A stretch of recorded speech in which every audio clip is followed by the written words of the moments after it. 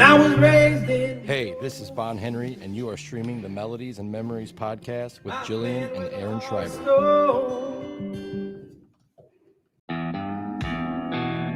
Welcome to the Melodies and Memories podcast with Jillian and Aaron Schreiber, brought to you by Arlo Revolution. Each week, they connect melodies and memories with bands and singer-songwriters from all genres of life. When all else in life is gone, music will be left to leave the legacy of life's adventures. Please welcome your hosts of the Melodies and Memories podcast, Jillian and Aaron Schreiber. Oh, all right, it's gonna be a good one. Ready for this one? Ready. I'm excited. All right, y'all, we're gonna check out the audio, make sure everything sounds good. Yeah, Goose, we had no audio. We used to have like intro, like little like elevator music playing in the background for a little while, but Facebook didn't like that. So since we'd like to do it live, I see what you're saying. Since we like to do it live, Goose. our intro video and stuff, it goes audio-less because we don't want to get booted from the platform before the show even starts.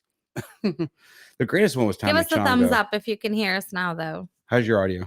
Sounds good on my end, so I'm thinking we're good. Cool. Everything looks good in my hand. All right. All right, hold on. I got myself like super loud in my You own always ears. do that. You don't like these camera angles. Mm-mm. All right. You ready to rock and roll? You good? I'm ready. All right. Hello and welcome everyone to season 7 of Melodies and Memories podcast. I'm your co-host Jillian Schreiber. And I'm your host, Aaron Schreiber. And our mission tonight is to provide a platform for motivated singer-songwriters, passionate fans, or someone who's making a difference in and around the music community. We hope everyone listening leaves inspired with a positive outlook and begins connecting their own melodies to memories. Tonight, we're presented by our good friends at Arlo Revolution. Cinematic wedding films, music videos, and promos. Find them at arlorevolution.com. One tree planted. For every 1,000 downloads of the show, we plant a tree. With one tree planted, download the show on your favorite podcast app. And pod decks. Pod decks are the hottest tool to get your next great interview, unique interview questions in the palm of your hand. Our on-screen sponsors are Art on a Higher Wire by Joelle, original and custom artwork inspired by your life moments, treasured photos, and memories. If you're looking for ways to support and sponsor Melodies and Memories music media, then head on over to our Patreon page where tiers start at just $1 a month. The next best way to support the show is to like, share, review, and follow on all podcast platforms.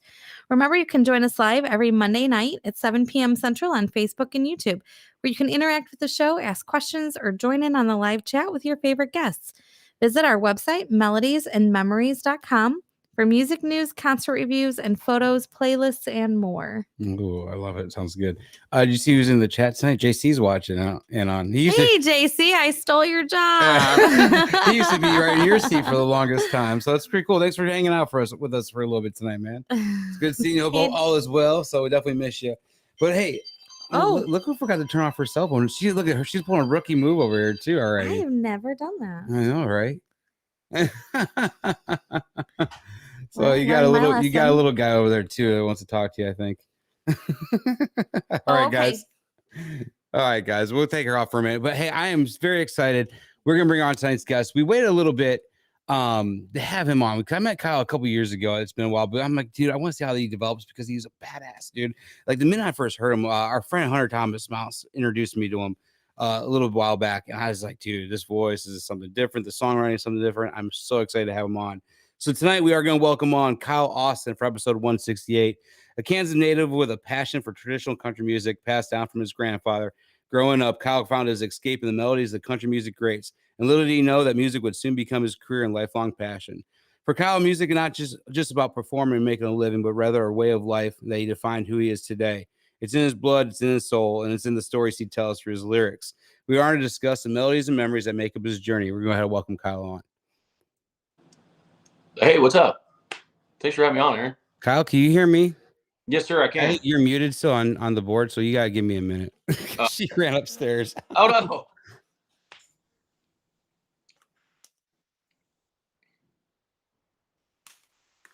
All right, buddy. Can we hear you? Can you hear me? I'm talking. All right, there you are. Awesome.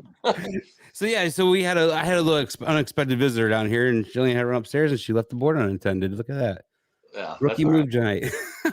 Buddy, welcome, man. I'm so excited to finally have you. I know you've been traveling, and I'm glad you were able to make it home tonight.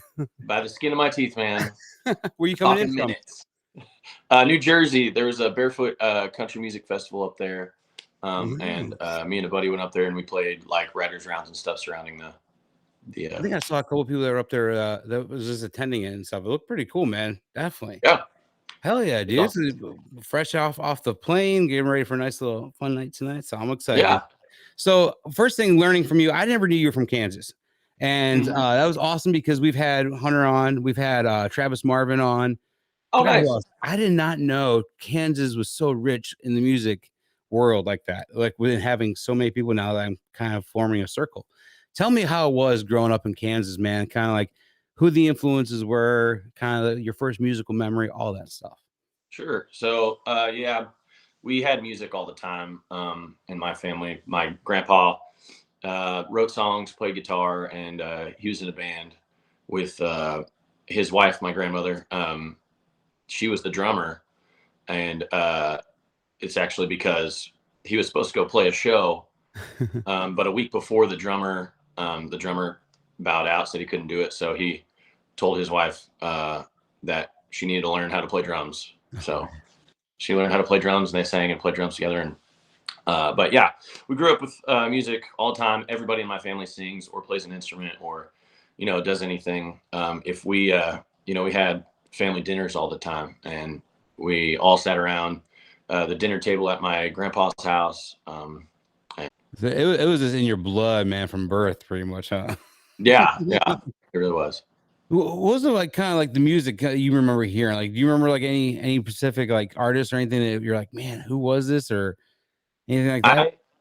I had this thought the other day because somebody brought up a song and I was like, that might be one of the first songs I remember besides Grundy County Auction. It was oh goodness, why don't you kiss this? And I still can't remember who it was, but I was like, that might have been the first I think that's Aaron song. Tippin. I think it's Aaron Tippin. Yeah, I think it was Aaron Tippin. Yeah, that's right, Aaron Tippin. Yeah. But yeah, is Keith Whitley as well. We had a CD changer, and the I think a Keith Whitley CD was stuck inside it that we couldn't get out, so it was played all the time. All right, cool, man. Do you remember your first concert experience, man? The first person you ever saw live that you actually remember taking anything away from? The first concert I ever went to was actually a rock concert. My brother was a big rock guy, and he's my older brother, so you always want to be, your older brother. He's the coolest person in the world. So we went to I think their name is Red. Okay. It's kind of like, have you heard of Breaking Benjamin? Yeah. Mm-hmm. Yeah, it's like they're in the same realm, like something like that. Yeah. Where was it at? It was in Dodge City. We don't have a lot of concert venues back there. I feel like it's better now than it was back then. But yeah, it was in Dodge City, which is like an hour and a half away from my house.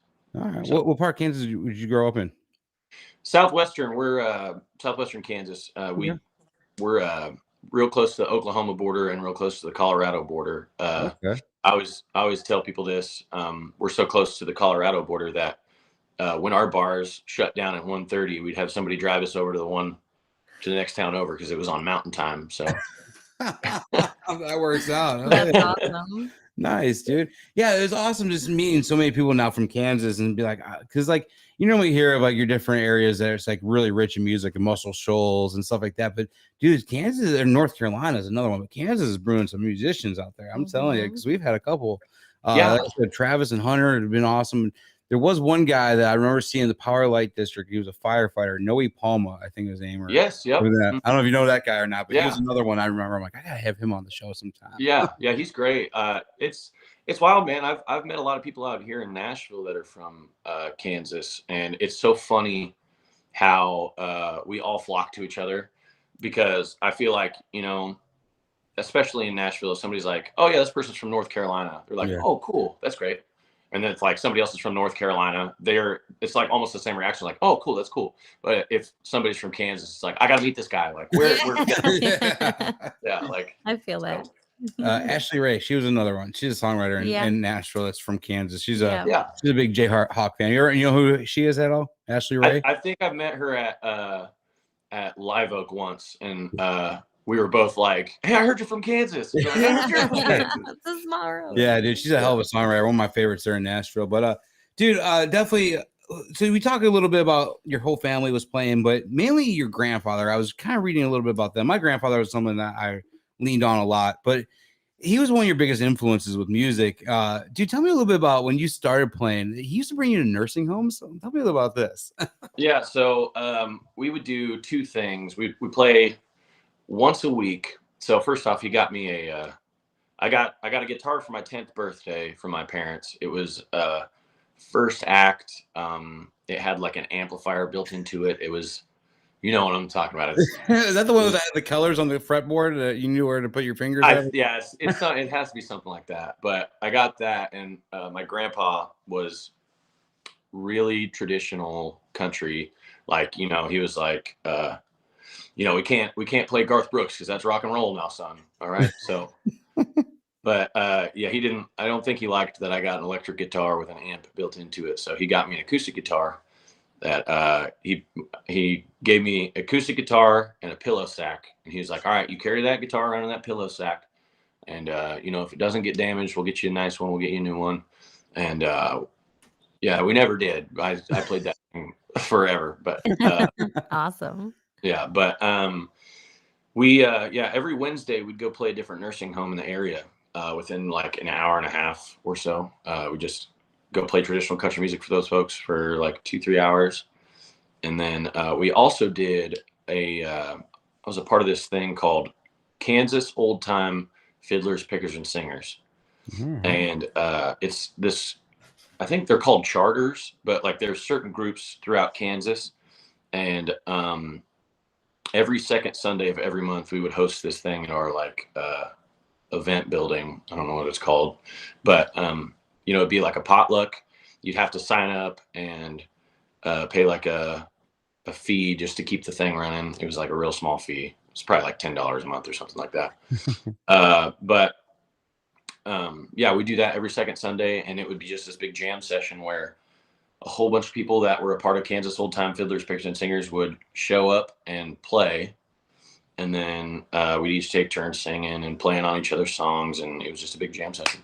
So yeah, that's awesome, man. So he was also a songwriter too. Is that the first kind of taste you got in with songwriting too, or when did songwriting really come? Because dude, that's something that I honestly was so impressed with you when I first met you. Was your songwriting? It was just yeah, your lyrics were just unreal, just out of the world, and I was blown away. So where did it start? Did it start with your grandfather, or where did your start? Yeah. Yeah, he pushed a lot of himself, you know, musically.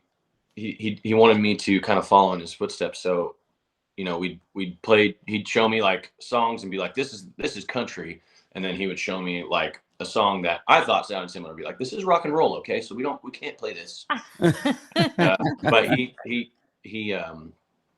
he wrote songs, and he was a great songwriter. And I was always so impressed with, you know, we'd go play these shows, and people would come up and they'd request a song, and they'd go up to him and they'd request like one of his songs. They'd be like, do that song. I love that song. And I was like, I love that. Mm-hmm. I love that they want to hear his music. I was like, I want somebody to want to hear my music.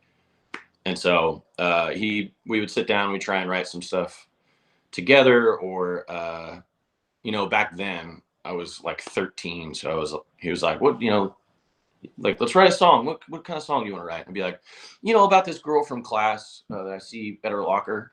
And he, you know, like I said, he's all about like traditional country music. He's like, okay, I think we can work with that, maybe. So you know, I probably end up writing those ones on my own, but yeah, so I just loved that people always requested his music, and it was more than one song, and they wanted to hear it all the time. And that really inspired me to, I grabbed a hold of that. Like, I loved that. Yeah, man. Was there any songwriters that you looked up to? Did you kind of used to get the little CD books or the cassette books and look to see who wrote songs and everything else? Any names that kept popping up for you? I didn't. It's weird. It's real weird. I always use this excuse. or I have at least for this last week. I was in New Jersey, and every time somebody would ask me a question that I didn't know the answer to, like somebody was like, "Hey, do you like shrimp or seafood?" And I was like, "I'm from Kansas. Like, we don't have oceans." So that, I think that's gonna be my answer for this too. Is like, there wasn't like a lot. Like, there wasn't like music stores, or like all you could really get CD wise was from like Walmart, and that was it. And that was 30 miles away in a different town.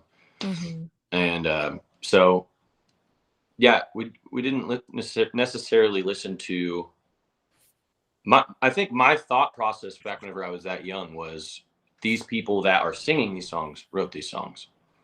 I didn't realize until way later that that's not the case.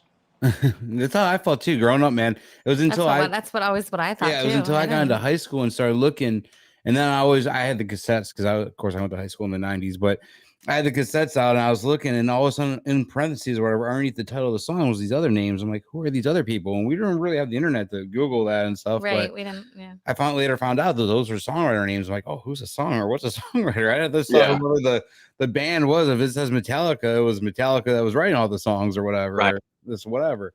So I never knew there was other parties. So it was kind of cool, like kind of learning about that. And I like that kind of how your grandfather was a writer, and that you finally got into writing with him. Now, when you write even to this day, do you prefer co-writes, or you rather write by yourself? Does it just depend on the song or the mood? It depends on the song and the mood. Usually if I come up with a lyric, or like a melody or a hook, or even just a song title, that as soon as I think of it, I have like, oh, this should go right before it, and that'll make sense.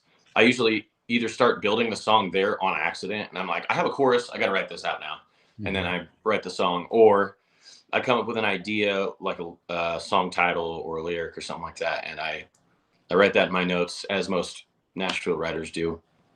And then if that doesn't really happen, I'll either take it to people and see if they're like, oh, that's a good idea, we should do something with that. And if they don't like it, I come back and I try and flesh out how to make it work, because I really think it's a good idea. And then I'll write like a chorus, or I'll find a way to better present my idea than just like 2 words, and then I'll show up with that. And, since I have a fully fledged chorus, as soon as I pitch it to, other writers, if they like it, that's when I'm like, okay, there we go. That's what we needed, was just the jump start. So sometimes I'll like half write a song before I come in, or sometimes I'll just write it by myself on accident in like 15 minutes. Or I don't know. I'm still figuring out the co-writing thing, because I didn't do it a lot for a long time. Like, I did it like a few times with my grandpa, and we never really came up with much. And then I've written by myself since then, until I moved to Nashville. And I was like, oh yeah, we can all write. That's cool. So did you meet? Well, I know I met you through Hunter. Did you meet Hunter once you got to Nashville, or did you meet him in Kansas first? So before I moved, we were both in Lake of the Ozarks, Missouri. Okay. And he was there for some like bachelor party, and I was there because I was opening up for this band at a place called Captain Ron's down there.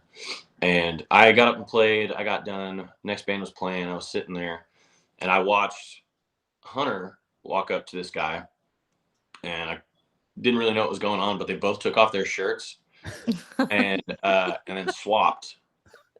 And then he put on the shirt, and he like turned and started to come to the bar, and I saw it was a Busch Light shirt.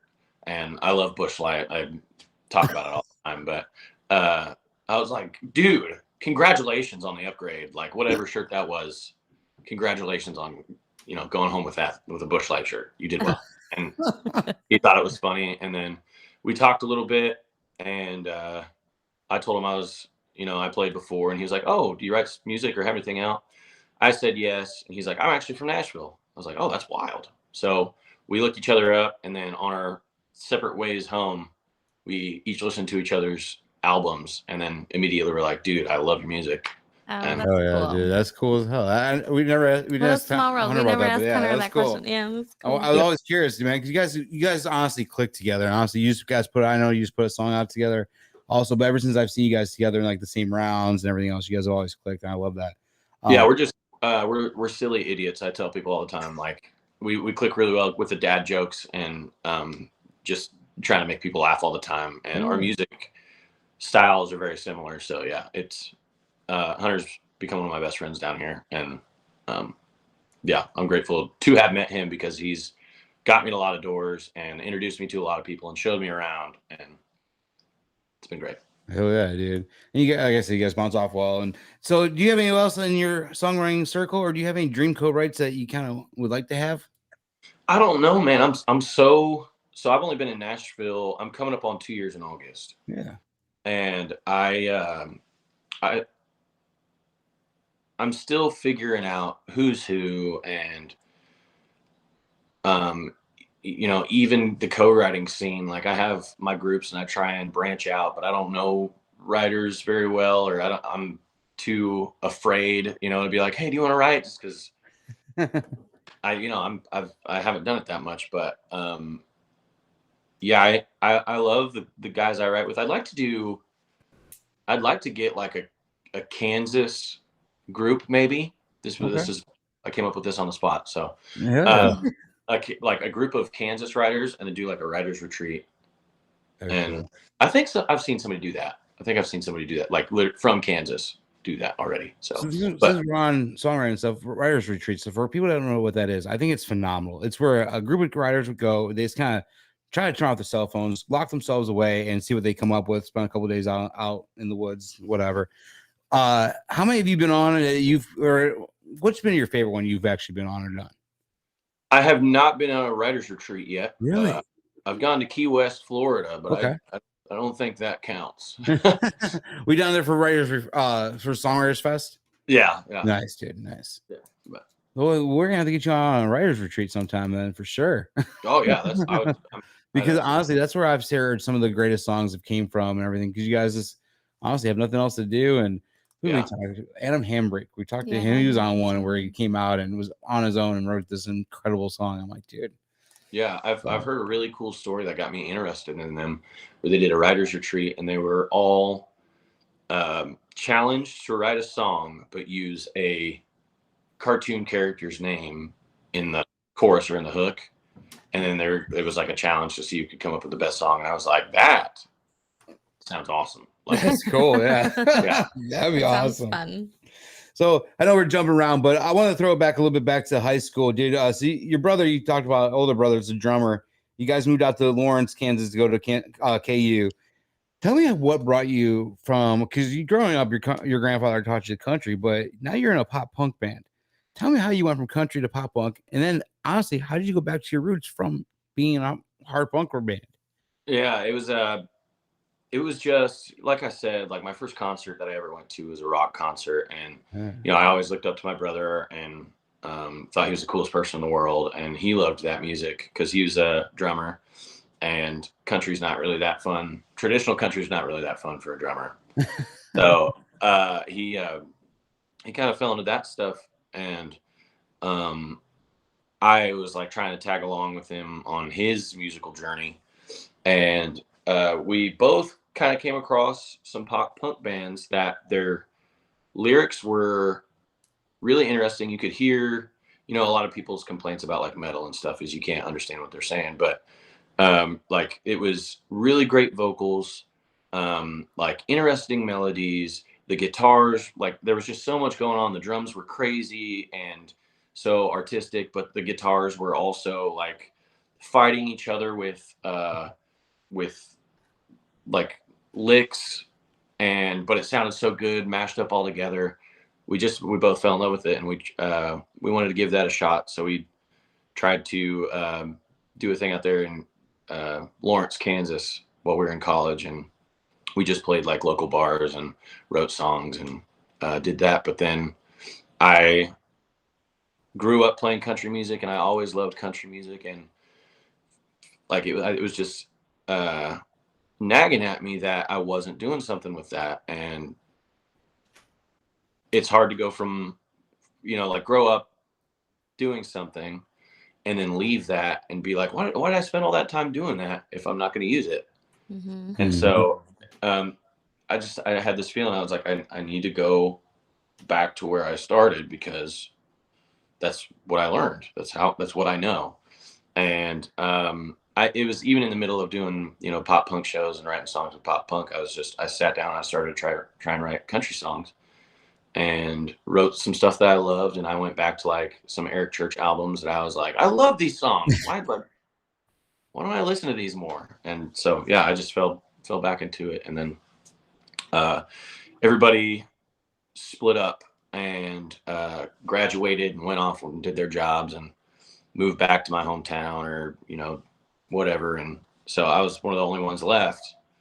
And I tried to get in playing like some bars and stuff, but I wasn't really good at like finding where to play. Yeah.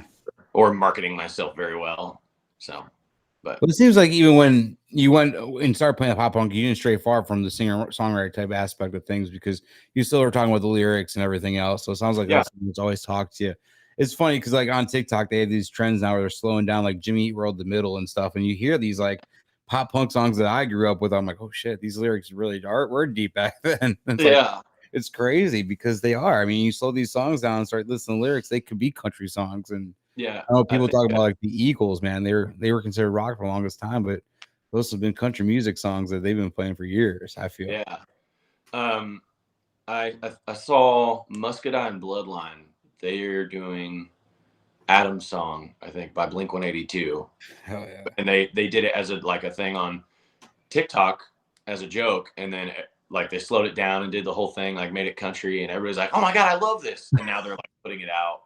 Yeah, that's cool. And that's crazy how things happen like that, man. So after you came back, is that when you started getting into construction work? Was that after college? Yeah, everybody left, and I was trying to figure out what I was going to do with my life because, you know, up until then, every show I played was either at a nursing home for free or in my hometown at that event venue for free, or at some college town bar where I got paid in a shot of Jim Beam in a PBR.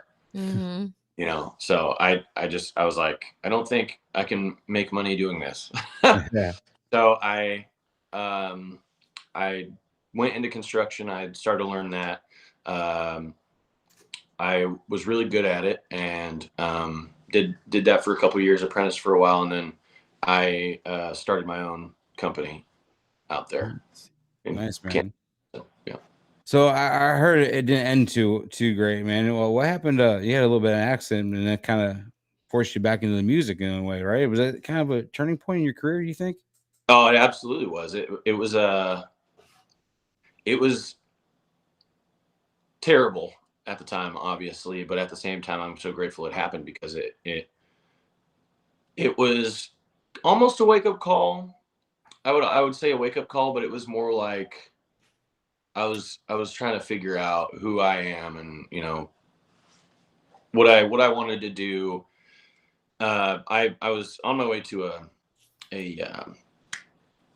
project. I always want to say a show or a gig now, but I was on my way to a project, and it was raining, and my trailer hydroplaned on the highway and pulled me off the highway, and I wrecked and I broke my spine in 2 places. But yeah, I was on bed rest for a while. I went and lived back in my hometown with my brother, and I really I couldn't do anything. I was just like laying in bed. We set up a TV so I could play video games, but you can only do that for so long before you're like, what have I done with my day? Yep. So I picked up a guitar and I downloaded a DAW, or a digital audio workstation, and I learned to produce, and I learned to make beats, or I just was like experimenting. And then I was like, you know, I got all this stuff. Maybe I should learn some like video stuff. Like I should post some videos. So I started posting videos, and people were like, "Oh my gosh, I'm so glad you did this cover. Like, that's awesome. I love this." And I got a bunch of likes and shares, and I was like, "Oh, this is great. I should do this a lot more." And so, do you think you'd still be doing construction to this day if that happened? I absolutely would. Okay. That's why I was curious. I've seen this situation a couple other times, and it's almost like you don't want to say it was meant to happen, because like something that you don't want to say that, but it almost like it was in a way, because it had to kind of give you like, dude, music's still here. Like you gotta give it a shot, and that's what brought back out of it. So it's kind of was. Then did you go to Nashville after all this happened, or when did you finally make the jump to Nashville? Yeah. So I in Kansas City, I went and watched. My dad told me about this show. These two people in Kansas City, and it's Barb and RJ Rebel. They were playing at a place called Sinclair's in Blue Springs, and he was like, "Come on, man! Like, let's go get a beer. Let's watch these two people. I've watched them a bunch of times. They play every Thursday. Like, let's just go check out some live music." And I was like, "Okay, let's go." So I went with him to the show, and he was good friends with him. And he was like, "Hey, my son sings and plays guitar. Can he get up and sing one?" They were like, "Oh, sure, yeah, that's great." So I got up and sang a song, and as soon as I got done, the owner came up and he was like, "Hey, do you want to play next week? Like on a Wednesday? I'll give you $150." And I was like, "Oh, $150? What? I'm gonna get paid to do this?" So immediately I said yes, and that's whenever the wheels started turning. I was like, "Okay, I can make money. I can make money doing this." So I started to try and like market myself to places, and the people at Sinclair's that came and watched me all the time, and all the other venues I've played there, like, "You really need to check out Nashville. You need to go to Nashville," because I was writing songs, and I put out an album called Outlaw, and one of those songs I posted online. I posted just the chorus of it, and it was Outlaw, and somebody from Nashville found it and shared it and was like, "I love this." And then she messaged me and said, "Hey, I'm playing a writer's round. Do you want to come?" Or I run this writer's round. Do you want to come play it? And I was like, "I don't know what that is." And she was like, "Oh, it's a thing where you get up and sing songs that you wrote, and you tell stories about it. You'll play like 3 or 4 songs that you wrote." I was like, "Cool, that sounds awesome. When and where?" She was like, "This weekend in Nashville at this place." And I was like, "Oh, I'm so far away from that." And she was like, "Okay, no worries." And then I told my dad that, and he was like, "You gotta go." And so we got a plane ticket and flew out there, and I played the writers round, and I met people. Luckily enough, I met a guy down here. His name's Mikey. But I met him on Instagram, and then we played like some video games together. And when I met him, he's in with a lot of people down there, and he introduced me to some people. And while we were hanging out, he was like, "You have to move. Just move. Like, don't think about it. Just do it. Move." And then I did. I went home, and I was like, "All right, 3 months from now, I'm moving." And I did.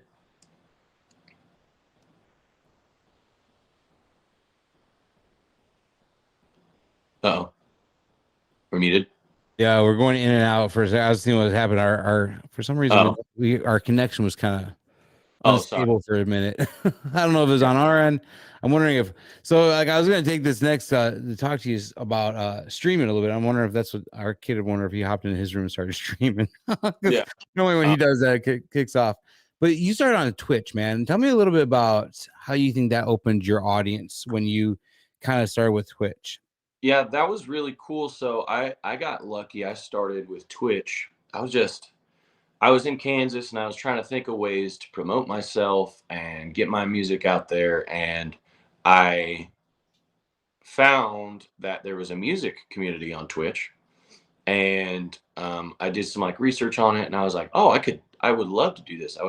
This is, like I was talking about, I was trying to find places to play music, like do shows and make money." I was like, "Oh, I get to decide my hours. I get to decide when my show is." So I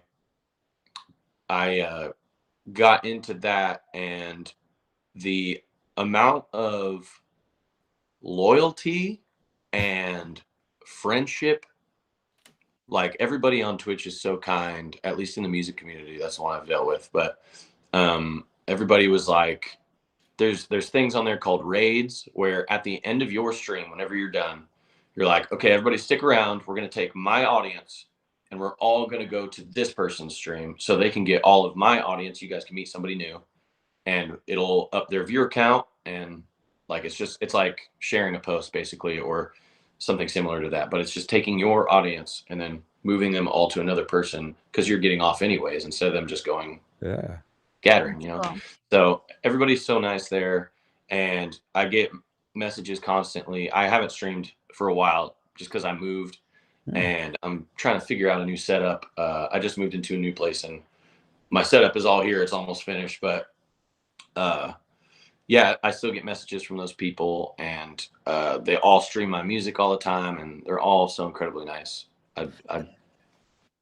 It's crazy because I never knew Twitch was like, I never knew people were using it for music. I always thought it was strictly gaming. So did I. And like, Yeah. even when I went, I'm like, I gotta check this out. I've never had a Twitch before, but like when I was researching for the show, I went and checked out your old Twitch account, and I'm like, oh, this is cool. And I saw like you're playing Call of Duty and everything else. I was like, all right, well, this is a good way to connect the music and the gaming world because you go on there and game. Well, hey, you should watch my Twitch stream tomorrow morning when I'm having coffee in the morning. Yeah. And it was cool because you used to do them was every morning for a couple hours, you do a stream. Yeah, it was called Coffee, Chords, and Country. And I made this so dumb. I tried to make it as dumb as I could, but I made this intro that everybody fell in love with. And the song was so dumb. But I did that, and then I realized I was like, you know, I'm playing video games anyways with my brother. Like, I have this streaming platform, and I have these people that want to watch. I'll stream it. And so people would watch that just because, like I said, I'm a silly idiot. Like I make jokes and do dumb stuff. So that really helps. Entertaining though, man. You're entertaining. So it really helps the watch factor. And then I found out that streamers would play video games together to try and help boost their viewer count. And I did that with a couple of musicians one time, and I was like, this is great. Like, this is a way to like step away from the music while still promoting people. Like, hey, we're still people or whatever. Like, if you're interested in watching some dummies play video games, that you listen to their music so you can learn more about them, you know? Like, it was really cool. I loved that. Yeah, I love it. Our son's 9. He streams Fortnite on YouTube right now, but he's been asking us about Twitch, and I'm like, all right, we gotta look into it and research it. Would you say it's a kid friendly platform? I think there's a way to make it kid friendly, but there's on channels. That's what it's called whenever you go to somebody's profile. On channels, they have moderators, like a bunch of them that are usually watching the chat and like deleting stuff, or making sure everything's PG if that's that streamer's thing. It's kind of all over the place. You got to know. It's kind of like YouTube channels. Yeah. Like you gotta know who's the good YouTube channels and who's the bad YouTube channels, and be like, okay, you can watch these ones and that's it. And that's like streaming's the same. Like I know this guy's good. I know this guy's good. I know this guy's good. Like you can watch those ones, but he met him a guy. We're pretty good about monitoring. Yeah, he met him a 16-year-old in India that is like his. Him and the 16-year-old from India play together. Yeah. Awesome. But they're good kids. They're both good. Yeah, I love that. So before we move on, we have a question in the chat. They want to know who picked you up from the airport, your first trip to Nashville. It was, I bet I know who asked it too. I bet I know who asked it. It was Claude Jacobs. It was Claude. He did. I told him, and he, I think he was in Florida. And he was like, I'm renting a car. I'll meet you there. Aw, that's awesome. Yeah, it was great. I couldn't have done that weekend without him. He came and got me, and he drove me around and showed me places because he goes there all the time. And he rented a room for us to stay in because like I didn't have any money for any of that. My Aunt Carrie, I love her to death. She paid for the plane ticket, and Claude showed up and basically hosted me. So I love that. Your support system sounds phenomenal, dude. I just gotta tell you, I just be talking about all the things your dad is telling you, you got to go and play, to driving from Florida to pick you up from the airport, all that, man. Just I love seeing that, because honestly, with a sports system like that, you can't lose, man. You're always going to be a winner in all that. So it's badass, dude. I love that. So tell me a little bit before we wrap up. I know we're running a little over, but your first full length album, Outlaw. I know we talked a little bit about it, but dude, you produced it. You played all the instruments on this. Tell me about this, because that is just insane for anybody to do that these days. So it was it was during COVID, and I couldn't play shows. I was trying to figure out ways to make money, and I decided, I was like, I'm going to put out an album in 15 days. So I wrote 10 songs and produced 10 songs in that 15 days. And you couldn't reach out, or you couldn't go to a studio. At least I didn't know how to, because I was back in Kansas. But I learned how to produce it myself, played all the instruments on it, wrote the songs, did it all in 10 days. And then I was like, you know what? It doesn't matter if I love it or hate it. Like, this is something I created, and I gotta put something out because I don't have anything.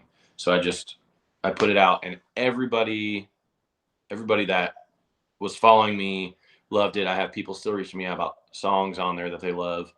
And That's awesome. yeah, that's kind of like a world record. Well, it's kind of like you were doing your own, like Eric Church, like how he locked himself away and did like 30 songs in 30 days or something. Yeah. Like that. It sounds like you just did something like that, dude. It's badass. Thank you. I mean, that's something to be proud of. The fact that you just did that, that's incredible.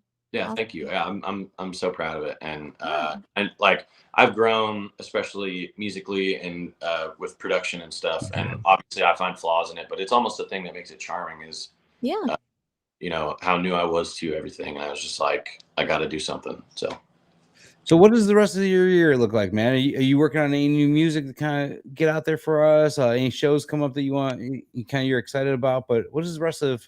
We're halfway done with it already, man. It's gone quick, but I know. 2023, man. What does it look like for you? Yeah, this year's been insane, man. I like I said, I just got back from New Jersey. I've been traveling so much, and that's been great. I love that, and I love going out and playing my music for new people. I mean, I do that all the time on Broadway, but it's different because you can't really play your music that often. But that's a struggle for you, man, when you're playing gigs where you can't play your own music. And not really. I've ever been like, I like to make sure everybody has a good time, and I'll play. I love to play songs people want to hear, and I love to play my favorite songs.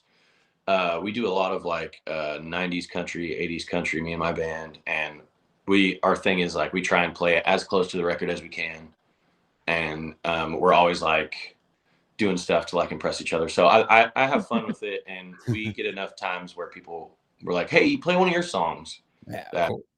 I get to do that. So that's why I love having you. Like, I know we talked a little bit about having other writers around here coming up in July 9th. So that's why I love seeing you in the writers round aspect, hearing your music, because honestly, we talked about your lyrics. But yeah, go ahead and finish up with what else you got going on in 2023. Oh yeah, awesome. I have a show coming up July 14th, I believe, with Hunter, of all people.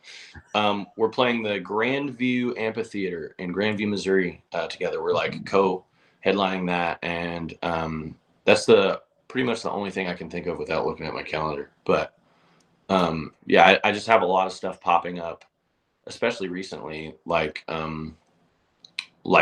this, and writers rounds are happening a lot more than they have in the last 2 years that I've been here. I'm traveling so much, all these people reaching out to go play. So I'm excited just to see where it goes, because it's all happening as I'm going, as I'm going through it. Dude, I love that. Just watching you grow. Like I said, it's exciting. The last 2 years, I think it's been about 2 years since we first met you, or first came across your music, and just to see the growth over the last few years of you being in Nashville now and everything else has just been phenomenal, man. I cannot wait to see what else you have up your sleeve the rest of this year, next year, and whatnot. So it's gonna be phenomenal, dude. Thank you. All right, well, we're gonna move on to our sponsored part of the night, our Powered by Poddex. We pulled a couple cards earlier. I got a deck of cards here. They're always fun. I don't want to say last week I called them Cards Against Humanity. I heard our guest go, "Uh-oh." It's not like, no, it's not like that. It's kind of like that, but the questions are a little bit more sincere, I would say. But do you like to plan things out in detail, or do you like to be more spontaneous? I don't know. I'm such a mystery even to myself. I would probably say controlled chaos, where it's like what time is the chaos starting? Like, hey, yeah, we're winging it, but what time are we winging it? Yeah. Like that's like me. Yeah, I love I love going into a situation not knowing what I'm doing, or like just traveling somewhere and being like, well, what are we gonna do? Let's find out. I love that, like the adventure of that. But I'm also very like, if I'm playing a show at 8, I gotta like be ready by 6 and out the door, so I'm there an hour and a half early to make sure like everything's set up and there's gonna be no hiccups. Like, so I'm both, I would say, which doesn't make any sense at all. But No, I agree. I do. I have ADHD real bad, and I gotta say I'm both too because I love being spontaneous Yeah. at times. But You are so structured. I have a to-do list for the next 2 weeks laid out on a notebook in front of me all the line time. item by line item. And yeah. the thing is, if you don't write those down, because like ADHD brain, it's like it'll be in and then out your brain, and then you'll be like, I never did that. Dang it. It's kind of like this. I put notes in my phone too. Like if I remember something, like, oh, I remember for Christmas last year, I'm like, I need a Alexa for the shower because I have an idea. I'm like, I just gotta say, Alexa, put this down on a notepad or something. Right. Yeah. But I love that. So I was gonna ask you during the show, but I figured this would kind of fall in the same category. But if you could go back in time and give your 9-year-old self one piece of advice, what would it be? But it's the same thing, kind of like, what's something you wish you knew before you started creating music? Because you got your first guitar, 9, 10 years old. So if you could go back to maybe a year before you got that first guitar, man, and tell yourself something, what would you tell yourself? I would tell myself, you can do it. Like, you get, like, people get told that all the time. Like, if you put your mind to it, you can do it. But no, like you hear that so much, I think, as a kid, that it's just like, okay, I've heard that before. I don't know what that means. Like, you don't really know what that means until you're old enough to know better, or you're old enough to find out. And sometimes when you're old enough to find out, it's too late, or you feel like it's too late. And I just, like I said, I never really knew I could get paid to play music that I love, even my own music. Like, I'd never thought that was a thing. And so I didn't believe I could. So I would go back and tell myself, you can. Like, trust me, I'm from the future. Yeah. I always think about, like, if I go back to true. my 14-year-old bedroom and tell myself something like a year before my first concert, like, just, hey, this is what the path life you're going to choose. Do this. Yeah. I can just Start do early. that. Yeah. Start early. Yeah. I mean, you got to start early to do it, which you have, man, which has been a phenomenal watch. Like I said, watch everything. So this next section of the night is kind of fun, man. So I picked 5 songs that's kind of just, when I was researching the show, they just kind of popped out. Or 4 songs. Sorry, I said 5 seconds. 4 songs, 5 seconds of each song. Cool. First time you hear this song, it's a melody or a memory you have with this melody. We're gonna talk about it. Hit the yellow one first.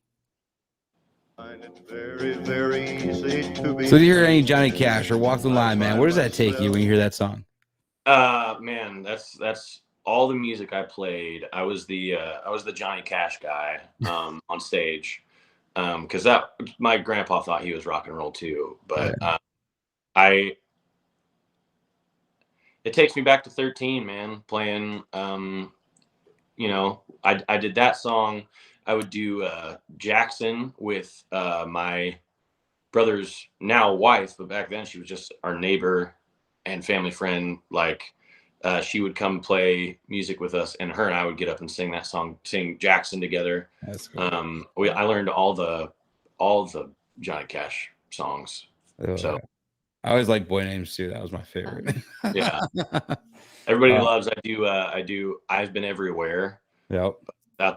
Without a phone or anything. I learned it like back when I was 13, and Cool. so everybody's always like, do the one where you say stuff really fast. I was gonna say that one probably just stuck with you too. Yeah. That's how what was that one? One Piece at a Time. That was another one where he's like it's 64 whatever. That one's crazy. That's a fun one. All right, you're gonna like this one. I saw a cover of you doing this song on YouTube. Green. I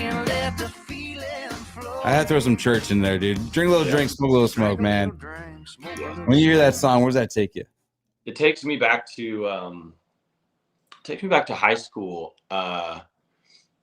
I think the first, maybe it was middle school. It was either high school or middle school, but I think the first Eric Church song I heard was Springsteen. And I was like, I love that this is country, but it sounds indie.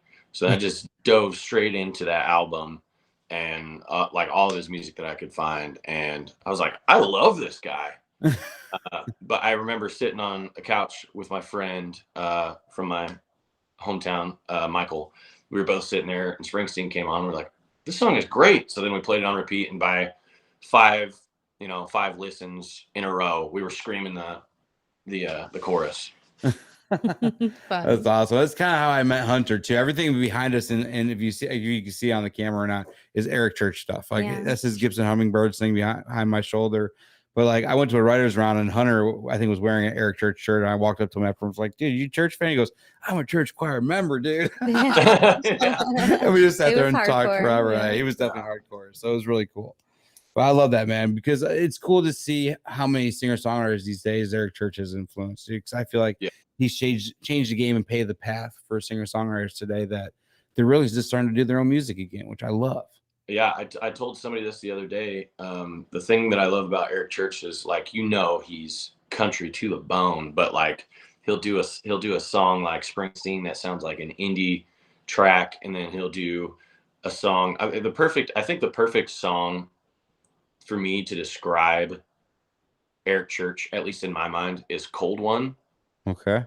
Because it's just so wacky and out there, and then it like jumps into like a real fast thing, and it goes back to being wacky with horns and saxophones, and it's like, what is this? I love this, but I don't know what it is. Like, but it's still country. Like, it's undeniably country, and that's the thing I love about Eric Church, is like you never know what you're gonna get, but it's gonna be country.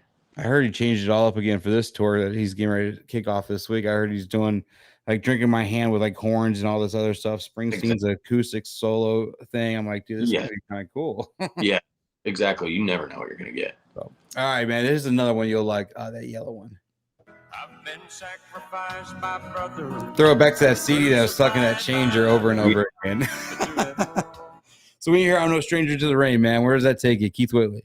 It takes me to either sitting on the floor of my living room with just that, that album played, that greatest hits album that we had stuck in there playing, or, if we weren't playing music, sitting around the table for dinner and stuff, if we weren't playing music, we had a channel on the TV behind us playing like classic country. It was like a classic country TV channel station, and the rule was nobody could look at it, but as soon as it came up, the first person to say who it was and what the name of the song was got it right. And if you got it wrong, you got ridiculed. It was mainly between my dad and my grandpa. They would sit there and they'd be like, "Oh, that's old Keith Whitley. Yep, I know." They would be doing that. So that takes me there. Oh, I love that, man. All right, the last one, the green one. I had to throw this one in there. So Grandpa's Never Died, Riley Green, man. When you hear that song, where does that take you to? The first time you ever heard that song, or just when you hear it? I was in the thick of my music career. I was in the thick of starting my music career, because I think I put that out on. I think I put that out on YouTube. I did a cover of that, but it takes me back to that, and I feel like that song coming out at the time it did, whenever I was jumping right back into country music and being like, I can do this. I think that's very coincidental, right? But it takes me there. It takes me right back to whenever I was first starting and like trying to figure out how I was going to do it, but I was going to do it my way and stuff like that. But yeah, love that, man. I love it. All right, man. We're gonna put you on the hot seat real quick. I saw a question earlier. Where was it? At the roll up, JC put on there. So we're gonna kick the hot seat off of that. But the first CD vinyl you ever purchased with your own money, what was it? The first CD I ever got was Creed. Hell yeah. It was the clay, the one with the clay guy on it. Human Clay. Yeah, definitely. All right, that one and a Walkman at the same time. And then I think the first one I bought right after that, Bowling for Soup. Nice. All right. I love that. Yeah. I love the range there, dude. That's cool. All right. Yeah. Where's your happy place, man? Where if you're kind of just want to chill for a little bit and just kind of detune somewhere, where are you going? Video games. I love to like just launch myself into something, like if it's cooking or something like that. But video games, it's the only way I get to hang out with my brother, really. Like that's a thing we get to do together, because we're, on totally different places in the country, and like that's the time that we get to hang out and talk and be dumb and work towards a goal together and stuff like that. So I think I would say video games. If I'm trying to escape, I don't think about anything else. I'm having a good time, and just having fun with my brother. Nice. Dude, I love that. I figure our boys. Yeah, we have a 6-year-old and a 9-year-old. And I hope what they they feel do. the same way, man, because I Yeah. love that, just hearing that. So, who has the best pizza you've ever had, dude? I would say there's a place in New Jersey. They told me all about New Jersey pizza. And there was a place in New Jersey on the boardwalk in Wildwood. I'm trying to remember all of the names. But there's a place called Hot Spot. Okay.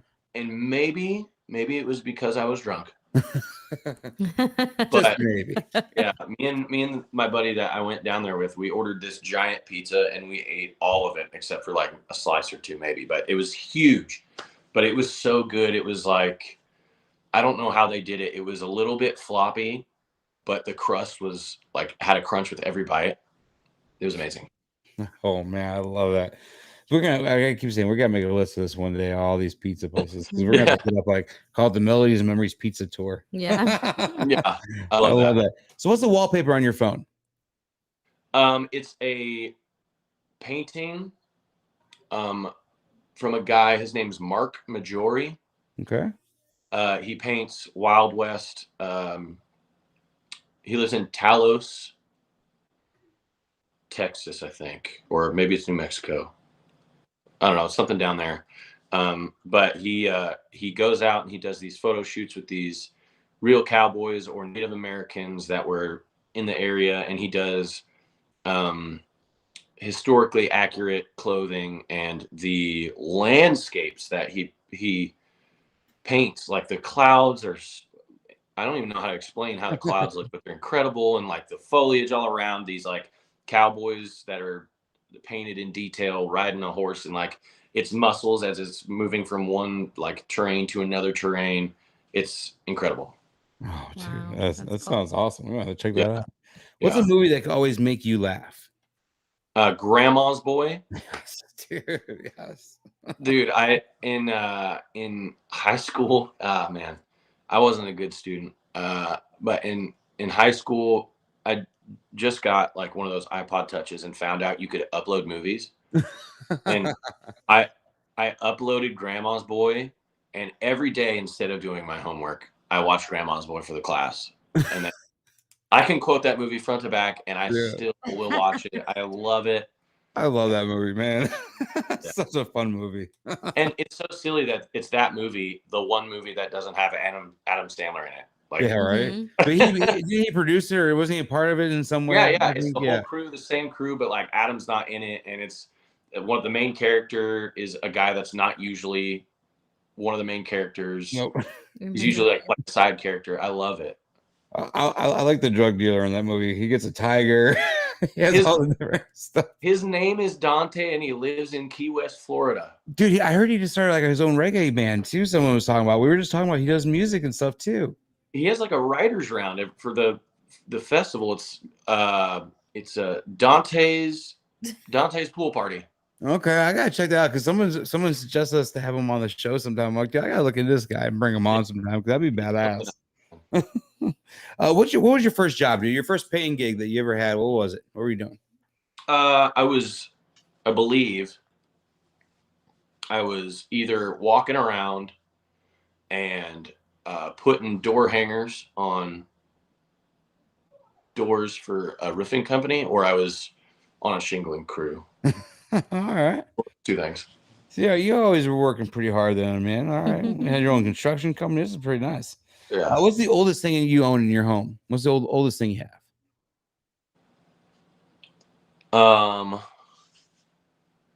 It's probably a guitar. All right. Goodness. Okay. It is a guitar. I think it's a 1979 or a 1980.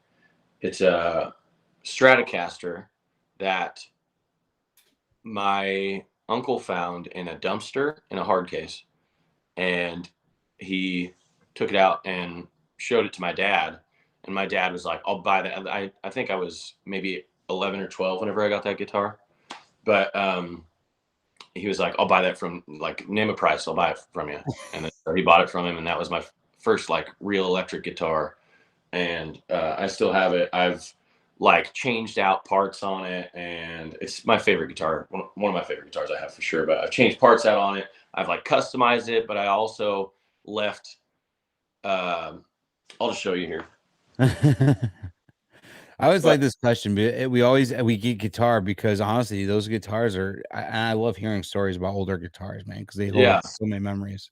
but like I played this all the time. There's a picture of me whenever I was 11, I think. Me with my grandpa in the newspaper, and I was playing this guitar. But yeah, I sanded it, and I figured I was going to do something with it, and I was like, you know what, I like the natural wood, but I made sure to keep like the band of the original color, so it had like a piece of that, and then I branded. This is my grandpa's brand. Oh, It was That's cool. Yeah, it was all in his boots and cattle and everything. So I put his brand on my guitars. So that's cool, dude. He had his own brand like that. It was on his boots and everything. That's cool. And cattle, dude. yeah. I gotta say, your grandfather was probably a badass. Yeah, he was sheriff of my hometown for 20 years, and there was photos of him in his house, just like in his sheriff outfit, like on a horse, and like. Oh, yeah, you had your own chief too, That's dude. cool. I'm telling you, dude. That's why we connected, man. That's that whole Eric Church vibe I get from you. I love that though.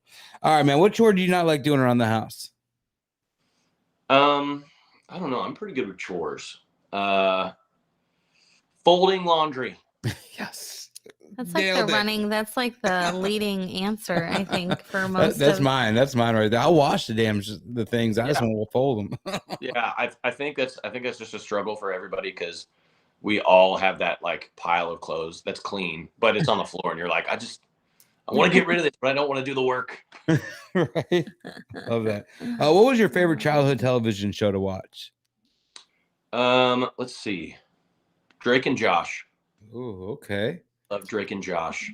For some reason, I was big into Danny Phantom. All right. It was like a cartoon show about a kid that had supernatural powers where he turned into a ghost. Ooh, I like that. I remember that show. I have to check that out. Kids might like that. Yeah. I was more like what, Salute Your Shorts and stuff on Nickelodeon. Or like Sabrina. Yeah, right. That's how old I am. Oh boy. All right. Well, our last one, man, before we get you to maybe play one for us before we let you go for the night. Dude, what's something on your bucket list? Maybe a venue that you want to play, or maybe have a top 10 or someone you want to write with, or what's something that you want to accomplish, man, before you say it's been a day? I don't know, man. I'm doing it. I like I said, whenever I had that, I want to call it a wake up call, but like I realized how miserable I was doing work that I decided was something I had to do instead of something I loved. I didn't like doing it, and then every day I was like, man, is this what the rest of my life is going to be like? And then that accident happened. I got back into music, and ever since I moved back to Kansas City and got that first gig and started trying to figure out how to make this work, that's been all I could ask for. Like I get to do this for a living, and I write songs that people listen to and also love, and I don't think there's anything that beats that for me. Good. I love that.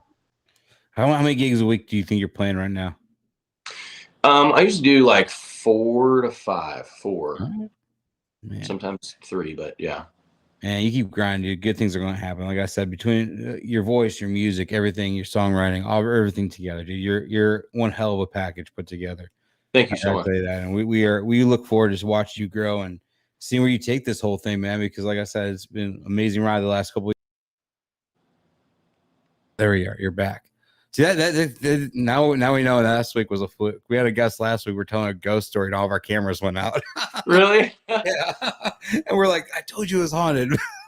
But tonight they just went out again, but he came back a lot quicker. Yeah. It's Well, buddy, before we let you go, I know we ran over a lot tonight. Can we get you to play one for us? And the only thing we asked is just kind of tell us a little story about it. Yeah. I'll I'm play gonna this give one. you the stage real quick. I saw you listen to this one and said you liked it. And okay. This is one that I like to do because usually whenever I let the musicians take a break whenever I'm playing downtown.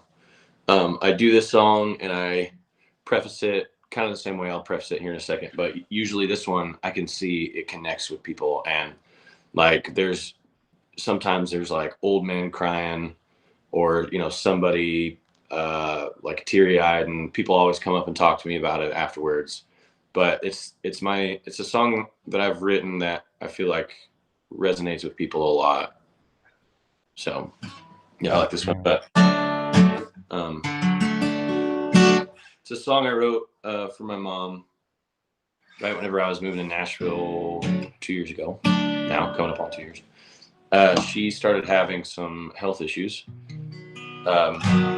We have some problems in my family, and she was having some problems, and I didn't think it was the right time, but she believed in me, and I had a bunch of people believing in me, and so I moved out to Nashville, and I wrote the song for her because I want to let her know that my hometown is 986 miles away from Nashville, so it's almost 1,000. But even though I moved out here, I was bringing her with me. So yeah, I wrote this one for my mom. On this guitar, that's a little out of tune, but.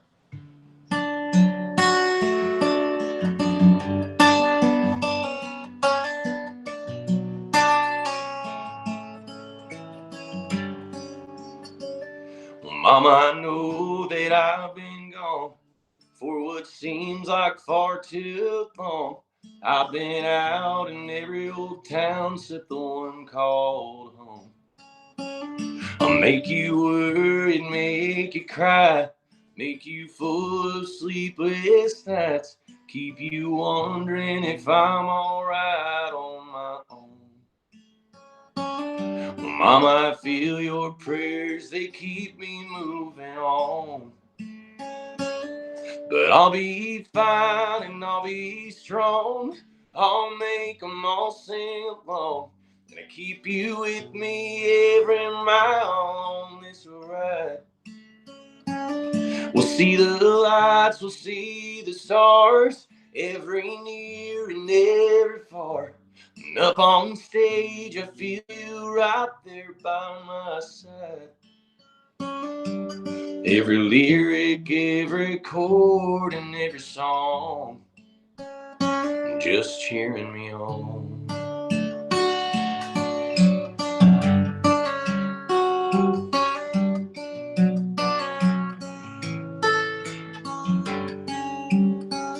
My buddy said, we'll miss you, man. Will we ever see you again? Remember me when you make it big someday. Man, how could I forget all the times that we spent making memories I hold close on my days? Then I just smile and say, you'll be fine and you'll be strong. You'll make them all sing along. And I keep you with me every mile on this ride. I want you to know when I seem far, with every beer and every bar, and up on stage I feel you right there by my side. Every lyric, every chord, and every song, just cheering me on.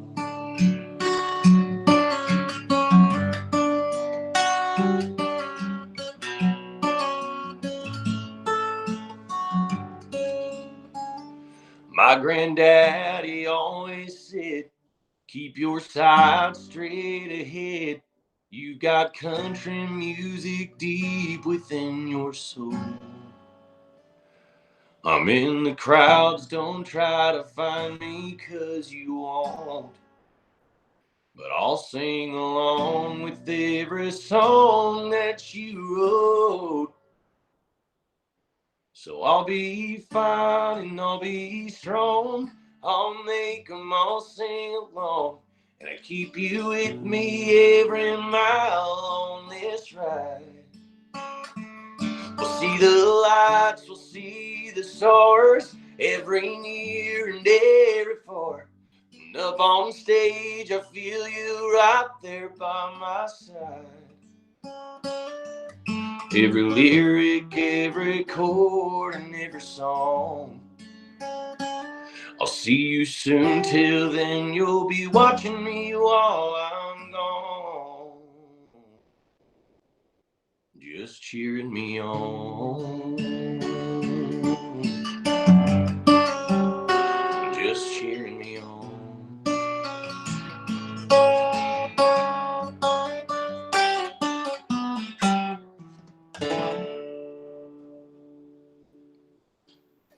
I love that one. So good. I love that for your mom because honestly, my mom's my biggest fan. She's always has been, always will be. I'm an only child, so I can say that. Dude, and that's why I love it. I too. When I was researching for the show and I came across that song, I was like, "Holy shit!" I don't know if I've ever heard that one yet because I don't know if you've played it at a writers' round where I was at or anything. But the first time I heard it, I was on YouTube. I was just like, "Holy shit!" I was just blown away, dude. So Thank you so thank much. you for playing that song tonight because that was the one I was kind of hoping you would. It's great. It's fantastic. I love it. Dude, we are so excited to have you on July 9th on the writers round. Just super excited for that round. We're still putting it together. Hopefully have the announcement of the lineup here in our week or so. But our guest tomorrow night's gonna be on it, Brian Simpson, also singer-songwriter in Nashville. So another one we're excited for. But dude, tonight has been amazing. Just to sit down, talk to you, hear your journey a little bit. Like I said, we've been friends for a couple of years, just haven't had this chance to kind of catch up like this, and I'm kind of glad we waited. That was awesome. Jillian, Aaron, thank you guys so much for having me on. I was so excited whenever you guys asked me to be on this. I watched the episode that you did with Hunter live, and I was like, man, this is so cool. And you guys put so much effort into it, and it really shows. And I think what you guys have is great. Dude, we love what you guys are doing, man. Honestly, Absolutely. if we give you guys a little bit of a platform, just kind of get the name out there and let people just hear.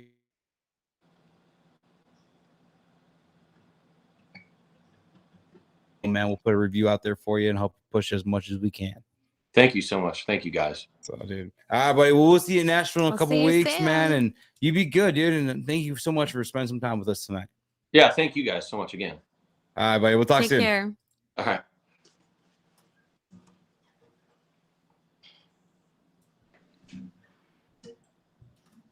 That's it. I didn't want to let him go for a second. Like, there we go. I was like, I don't know what happened. We normally just try to like, all right, well, hey, it was kind of like, good night, have a good one. But man, y'all, thank you so much tonight for tuning hanging in there, in. everybody. That was a great. We had a blast, show. dude. I've been waiting. Like we kind of talked about it a bunch of times, but a couple years ago, Hunter Thomas Mouse introduced us to Kyle, and I've wanted to have him on the show the last couple of seasons, but I'm like, let's just wait to see what he's doing. Let him get his feet wet in Nashville for a couple of years. And honestly, we'll probably have him back on it soon for sure. down the road because he's going to have even more to his journey, even more to his story to add to it because he's still so young in this industry. And dude, just to he's see incredible. Where he goes. Absolutely. Cannot wait. So what was our, we always throw back to our pod deck questions and we like to do that before we wrap up. What was our good ones tonight? All right, here we go. We kind of talked about mine, but do you like to plan things out in detail or be spontaneous? I mean, we kind of talked about that. I like to plan. I like to be spontaneous, but I like to be spontaneous with a plan. I'm like Kyle. I can say that's me too. I don't know. Sometimes I just like whatever, roll with it, you know. Hey, because you can't plan you're everything. A conundrum though. There are days where you're like, nope, we cannot go off script, and then there's days where you're like way off script, and it's confusing. You're not really sure which Aaron you're gonna get that day. Call ADHD, or bipolar. See, Jackson's doing something up there. I've been keeping hearing him. I don't think he's streaming, but he's playing online. He's playing his games. He's going crazy up there. I know it. I love it. But so we kind of before we wrap up, we had a busy weekend, busy week. Yesterday was Father's Day. Got to go to Six Flags Great America, and then the kids had so much fun they want to go back today for a couple hours. And pretty much, I was like Kyle. He got off a plane and ran home for the thing. I literally got off a roller coaster and ran here real quick. Made sure we had enough time to get home. But I love it. But Saturday night we got to go and be a fan for once at a show for a while. We've been covering concerts for the last couple of years now, and we really haven't gone to actually enjoy one, and we got to do that. Well, I mean, we enjoy the shows we go to. I say that wrong. So, but we're working. I'm running around with a camera. You're taking notes for a review. Right. We actually just got to this one. We got to put our phones away, kind of just do our thing. So, who do we go to see again? My favorite, Matchbox 20. Yeah, we saw Matchbox 20. So we bought these tickets like 3 years ago. I think it was January 14th, 2020. We bought these tickets, and then COVID happened. They kept pushing back, and finally, after 3 years, they even talked about it a couple times. But they finally played the show, and it was awesome. It was amazing. I was kind of glad they pushed it back because we got a whole brand new album out of them. So yeah, I think that was pretty cool. They still sang all the hits that I can remember. Threw a couple of rare ones in there that I loved. Like, you don't get back to good all the time, and they threw that in there. That was pretty cool. Yeah. So no, it was a fantastic show. One of these days, they're gonna have like a 30-year anniversary of the Yourself and Someone Like You album. They're gonna play the whole thing front to back. I'm sure. And we're gonna have to go to that one. So that'll be a good one. That was the album that got everybody hooked. It was so good. It was good. I almost wish, I don't know if we saw them together, but I saw them once, and for the whole tour, they were doing 3 a.m. acoustic piano, just Rob Thomas and piano. Yeah. I wish they'd go back and do that because that was really cool. Yeah. But I haven't seen them do 3 a.m. acoustic like that for a long time. But yeah, oh man. I was reading Jason, know where you're going, but don't worry. I agree. I agree with that for sure, dude. But hey, thank you guys all once again for tuning in, all the comments tonight. Everything we really appreciate. We are live every Monday night and doing these shows. We are trying to wrap up this season, so we are doubling up. Tomorrow night we'll be having another show. We'll announce that guest here in a minute, and then next week we have another couple of shows. We might have a special guest coming on to end out. We'll see what happens. I'm still trying to work out a date. Dude, I saw Matchbox 20 when Fastball opened up for him. And that was like 99. I got. I would love to have seen him with Train. That would have been cool. Good too. Yeah. I remember it was Matchbox 20, Fastball, and I forgot. I want to say Goo Goo Dolls, but I forgot who else was there. I don't know, but it was insane. But yeah, so we'll be back tomorrow night with another singer-songwriter, amazing one. Hey Hunter. All this is gonna wrap up. What's up, buddy? We love you. I don't know. There's another podcast out there too. Got some good. Hunter has a really good one too. He does.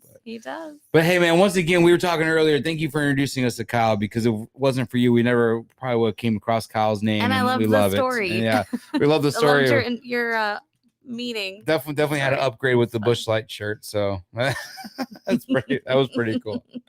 But I love it. But yeah, we will be back in Nashville July 9th for another amazing songwriters round. Writers round. Kyle Austin's going to be there. Tomorrow night's guest, Brian Simpson's going to be another one on the lineup. We're still putting together some other names, and we'll get that out there. But guys, like I said, as we come to the end of another amazing show, we're reminded once again of the transformative power of music and incredible stories. I can never read these notes and memories that often accompany it. Tonight's interview with Kyle Austin was an absolute privilege and honor, and we are incredibly grateful for the gift of his music, from his down-home lyrics to his authentic sound. Kyle has proven himself time and again to be a force to be reckoned with in the world of country music. We have no doubt that he will continue to leave his mark on the industry for years to come. We know that the future is bright for Kyle and the countless others who make the world of music such a vibrant, magical place. We can't wait to see what incredible accomplishments lie ahead for him. And thank you for joining us tonight. And we hope you enjoyed the episode as much as we did. Don't forget to catch up on everything you missed from tonight and past episodes at melodiesandmemories.com. And like I said, tomorrow night we're going to be here with another show. So you get back-to-back shows this week. We can't wait. We'll see y'all then. The Melodies and Memories podcast with Jillian and Aaron Schreiber, brought to you by Arlo Revolution. As we close the book on another chapter, remember, music gives us soul to the universe, wings to the mind, flight to the imagination, and life to everything. Next week, Jillian and Aaron connect more melodies and memories with the fans and artists they love. Thank you for being a part of this musical journey, and we will see you next time on the Melodies and Memories podcast with Jillian and Aaron Schreiber.